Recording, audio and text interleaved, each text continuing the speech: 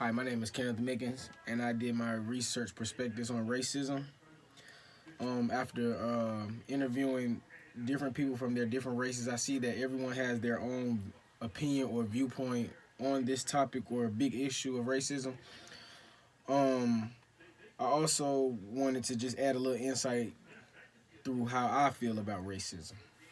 Racism is based on what type of person you are itself. It starts from within yourself, whether through personal experiences that you have faced or also through your background history. Sharing experiences on the issue, I can say on jobs and also by the police, because the police tend to stereotype minority black men as we are danger to the community, and also on jobs where you might not be, they say you might not be qualified for a position, which you know you are, but hey, it's also the color of your skin that they also look at too, which is we can't help. um the background history, a person, I feel like yes, it has an impact on how a person thinks on another race, but the person itself has the most impact, which means that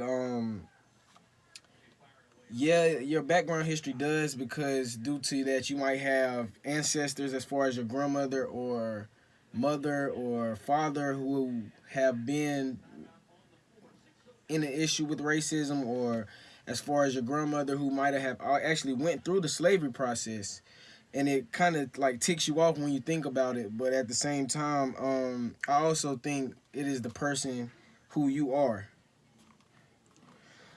How racism still exists in the world today from back then, and if I believe it will ever end. It still does exist in the world today. I just feel like different scenarios of it is covered up, in which we cannot see it unless you go in depth and look at that situation. What issue do I want to raise awareness on? I wanted to raise awareness on racism, as we need to actually look at that issue in our society, because it is a big problem and it occurs on an everyday basis. Whether it might be the smallest problem, but if you actually look in depth into it, it can come down to racism, which brings in inequality of a person. Um, it occurs more frequently. I can say I'm from Winston-Salem, North Carolina, so I can say it occurs most frequently in Kernersville, North Carolina, where I stay at right now. I can say, as far as being stereotyped by the police, they pull you over for the craziest things and things like that. What is said, what is being done to address the issue? All I can say is, we need to be like cautious of what we watch as far as the news and everything else, because they don't actually fill us in with everything that we need to know, and also we need to come together as one.